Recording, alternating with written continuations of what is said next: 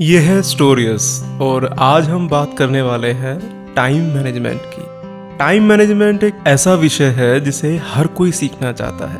ये उन लोगों के लिए और ज़रूरी हो जाता है जो कामकाजी हैं। उन्हें परिवार, नौकरी, शौक, त्योहार, हर बात के लिए अपने समय को मैनेज करने की ज़रूरत पड़ती है।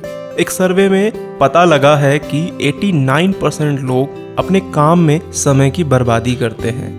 यहाँ पर कुछ पॉइंट बताए जा रहे हैं जिनकी हेल्प से लोग अपने टाइम का एक प्रॉपर मैनेजमेंट कर सकते हैं। सबसे पहले अपने टास्क की लिस्ट बनाकर कि हमारा कौन सा टास्क सबसे ज़्यादा प्राथमिकता में है। अगर टास्क की लिस्ट बनाना आपके लिए मुश्किल है तो आप मेरा बताया हुआ एक तरीका अपना सकते हैं। आप एक काम कीजिए, आप व्हाट्सएप या किसी भी मैसेज ऐप पर एक ऐसा ग्रुप बना लो जिसमें बस एक मेंबर हो, यानी कि सिर्फ आप ही उस ग्रुप में मेंबर हो। अब जब भी आप हर दिन के काम की प्लानिंग करें तो आप उन कामों के लिस्ट को उस ग्रुप में टाइप करके भेज दीजिए। अब बारी बारी से हर काम को निपटाते जाइए और दिन के अंत में जब सारे काम निपट जाए तो उस मैसेज को डिलीट कर दें ताकि वो अगले दिन के टास्क लिस्ट के साथ कंफ्यूज ना करे। दूसरी तरफ आपको हर टास्क की डेडलाइन का पता होना चाहिए, चाहे आपका टास्क व्यक्तिगत हो या फिर आपके काम से जुड़ा हो। आप टास्क के रिमाइंडर्स भी लगा सकते हैं। प्लानिंग करते टाइम पूरा प्रोसेस मशीनी नहीं होना चाहिए। प्रोसेस इस तरह से लगना चाहिए कि ये आपके डेली रूटीन का हिस्सा है। एक कहावत है कि अगर हम अनुशासन मतलब डिसिप्लिन में नहीं रहेंगे तो जिंदगी हमें बर्बाद कर देगी, और ये काफ़ी हद तक सच भी है। अगर हम टाइम से इन्वेस्टमेंट नहीं करेंगे आने वाले टाइम में हमें प्रॉब्लम हो सकती है। तो ऐसे ही हमारा समय है, समय को इन्वेस्ट करना सही जगह पर बहुत ज़रूरी है। अगला जो विषय है कि हमारे आसपास बहुत सारे डिस्ट्रैक्शंस हैं, उनसे कैसे निपटा जाए। तो जैसे कि टीवी, मोबाइल, गेम्स, बहुत सारी चीज़ें ऐसी हैं जो हमें डिस्ट्रैक्ट करती हैं। उन पर एक लिमिट होनी चाहिए। हम ऐसा नहीं कर सकते कि हमें टीवी बिल्कुल नहीं देखना है या सोशल मीडिया को बिल्कुल यूज़ नहीं करना है। पर आपको पता होगा कि हमारे इंडियन कल्चर में ऐसा कहा जाता है, हर चीज़ की अति मतलब एक्सेस में यूज़ करना खतरनाक होता है। आपको उदाहरण देकर बताता हूँ कि जैसे दूध पीना शरीर में कैल्शियम की पूर्ति करता है जिससे हमारी हड्डियाँ मजबूत होती हैं, पर एक्सेस या ज़्यादा मात्रा में पीने पर अपच या डायरिया हो सकता है, क्योंकि हमारी जो बॉडी है वो एक लिमिट तक ही लैक्टोज को ब्रेक डाउन कर सकती है। अगला पॉइंट है कि हमारी लाइफ में जो डिस्ट्रैक्शंस आते हैं उनको ब्लॉक कैसे किया जाए। पहले तो जो आपकी ईमेल्स हैं या व्हाट्सएप के गैर ज़रूरी ग्रुप्स हैं उनके नोटिफिकेशंस को म्यूट पर रखें।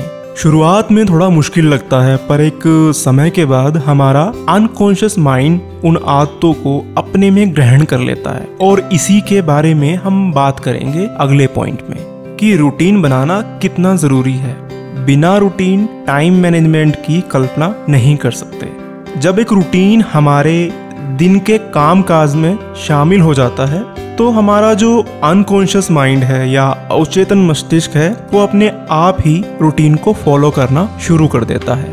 अब बात करते हैं कि टाइम अगर मैनेज ना हो पाए तो क्या होता है। अक्सर जब हम अपने टाइम को मैनेज नहीं कर पाते हैं या यूं कहें कि हमारे काम टाइम से पूरे नहीं होते हैं तो कुछ लोग पैनिक हो जाते हैं। तो हमेशा याद रखें कि पैनिक होना बिल्कुल भी ज़रूरी नहीं है, क्योंकि किसी भी काम से ज़रूरी हम स्वयं होते हैं। हम अगर सामान्य अवस्था में रहेंगे तो काम भी हो जाएंगे और टाइम मैनेजमेंट भी।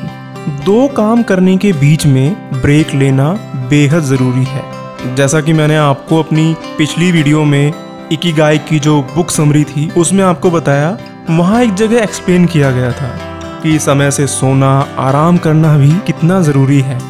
आप अगर इकिगाई बुक की समरी सुनना चाहते हैं तो डिस्क्रिप्शन में दिए गए लिंक पर क्लिक करके सुन सकते हैं। अब हम आपके साथ कुछ टिप्स शेयर करेंगे जिससे आप मदद ले सकते हैं। तो सबसे पहले मल्टीटास्किंग से बचा जाए। किस काम को हाँ बोलना है और किसे ना, उसके लिए अपने आप को तैयार करें। डेली स्केड्यूल को जितना हो सके फॉलो करें। हर काम की एक टाइम लिमिट हो, सबसे ज़्यादा मुश्किल काम को सबसे पहले किया जाए। टाइम मैनेजमेंट के एक प्रोसेस को बैच प्रोसेस कहा जाता है। बैच प्रोसेस में एक जैसे कामों को एक कैटेगरी में रखकर ग्रुप बनाते हैं। उदाहरण के लिए कॉलेज में असाइनमेंट सबमिट करना है, उसी सब्जेक्ट के नोट्स रेडी करना है और उसी सब्जेक्ट की कुछ क्वेरीज सॉल्व करनी है। ये तीनों एक कैटेगरी में आते हैं, तो इन्हें एक के बाद एक खत्म करना चाहिए, जिससे विषय से भटकाव ना हो और एक सारता बनी रहे। सबसे अहम है ऑर्गेनाइज्ड रहना। किसी काम को करने से पहले उसकी डिपेंडेंसीज को पहले खत्म करना चाहिए। कई बार हम पोस्ट ऑफिस या बैंक जाते हैं कोई पॉलिसी या कोई अन्य जानकारी के लिए, तो हमें पहले जान लेना चाहिए पॉलिसी में कोई प्रिंट आउट, एड्रेस प्रूफ या क्या क्या मानक हैं वो सब उपलब्ध हैं या नहीं। कहीं पहुंचना हो तो समय से पहुंचें, पासवर्ड्स याद रखें या कहीं सीक्रेटली लिखें जो सिर्फ आपको पता हो, ताकि समय आने पर तुरंत भाग दौड़ ना करनी पड़े। ऐसा नहीं कि ऑर्गेनाइज्ड बस आपको अपने काम में ही रहना है, बल्कि अपने निजी जीवन में भी ऑर्गेनाइज्ड रहें, चीजें सही जगह पर रखें, अगली बार जरूरत हो तो मिल सके। आजकल समय बदल रहा है, तो अपना समय बचाने के लिए आप अपडेटेड टेक्नोलॉजी का प्रयोग कर सकते हैं। उम्र से टेक्नोलॉजी का कुछ भी लेना देना नहीं है। खुद को और अपने काम करने के तरीकों को हमेशा अपडेट करते रहें। उदाहरण के लिए अगर ट्रैक्टर के आने पर कोई किसान ये सोचता कि हल से ही काम चल जाएगा, तो ऐसे में वो बाकी किसानों से पिछड़ जाता। अब बात करते हैं कि टाइम मैनेजमेंट से होगा क्या। टाइम मैनेजमेंट से स्ट्रेस कम होता है, एनर्जी का लेवल बढ़ता है, हम जो जरूरी है उसे समय रहते पूरा कर सकते हैं, गोल्स को जल्दी पा सकते हैं, कम टाइम में ज़्यादा अर्न कर सकते हैं, हमारा कॉन्फिडेंस बूस्ट होता है, अपने जीवन और करियर में आगे बढ़ते हैं। टाइम मैनेजमेंट के लिए आपको अवेयरनेस, अरेंजमेंट और नई तकनीक को ग्रहण करना बहुत ज़रूरी है। अगला सेक्शन है टाइम मैनेजमेंट के लिए 5 प्रो टिप्स। तो टिप नंबर 1 है कि सभी को दिन में 24 घंटे ही मिले हैं, पर अक्सर आपने देखा होगा कुछ लोग उन्हीं 24 घंटों में अपने ज़्यादा काम भी निपटा लेते हैं और कुछ लोगों के लिए कम कामों के लिए भी 24 घंटे कम पड़ते हैं। तो यहाँ कहना पड़ेगा कि अपनी नींद पर नियंत्रण होना चाहिए। Early to bed early to rise वाली कहावत यहाँ काम करेगी। ऐसा करने से हमें कुछ समय एक्स्ट्रा मिल जाता है। 7 से 8 घंटों की नींद काफ़ी होती है। अब है टिप नंबर 2, अपने कामों में क्वालिटी वाले कामों को सबसे पहले प्रेफरेंस देनी चाहिए। इन क्वालिटी वर्क को ही हम डिफिकल्ट टास्क की श्रेणी में डालते हैं। क्वांटिटी पर फोकस नहीं होना चाहिए।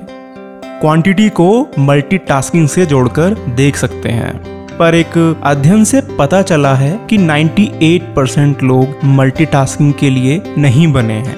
अब टिप नंबर 3, गोल्स के लिए एक प्रोसेस है स्मार्ट गोल्स। S मतलब स्पेसिफिक, M मतलब मिजरेबल, A मतलब अचीवेबल, R रियलिस्टिक और T मतलब टाइम। गोल्स हमेशा ऐसे बनाओ जो रियलिस्टिक लगे, जिन्हें हम एक टाइम लिमिट में अचीव कर सकें। अब टिप नंबर 4, हमेशा अलर्ट रहो और क्रॉस चेक करते रहें कि कहीं हम फालतू के कामों पर तो अपना समय नहीं दे रहे। कई बार बिना जाने हम एक काम पर बहुत समय दे देते हैं जिसकी ज़रूरत भी नहीं होती, और इसके कारण हमारे कुछ ज़रूरी काम छूट जाते हैं। टिप नंबर 5, ऐसा ज़रूरी नहीं कि एक ही तरह का टाइम मैनेजमेंट सभी पर काम करे। अपनी क्षमताओं और नॉलेज का प्रयोग करके उस तरह का स्केड्यूल बनाएं जो आपके लिए सुटेबल हो। तो ये थी हमारी टाइम मैनेजमेंट पर कुछ टिप्स। इस शॉर्ट वीडियो का जो मेन पर्पस था वो था कि हमारे अपने एक्सपीरियंसेस फॉर टाइम मैनेजमेंट हम शेयर करें दूसरों के साथ, कि जिससे दूसरों को भी फ़ायदा हो। और अगर आप चाहते हैं कि और दूसरे विषयों पर भी वीडियो बनाएं तो आप कमेंट सेक्शन में मेंशन करें। स्टोरीज को फॉलो करें आपके फॉलो करने से हमें एक मोटिवेशन मिलेगा। आप स्टोरीज पर और नए नए क्या टॉपिक सुनना चाहते हैं, देखना चाहते हैं, आप उसके लिए भी हमें बताएं। हमारा ईमेल एड्रेस है hindikahaniyan52@gmail.com। डिस्क्रिप्शन में आपको ईमेल एड्रेस मिल जाएगा। तो इस पूरी वीडियो को देखने के लिए और सुनने के लिए आपका धन्यवाद।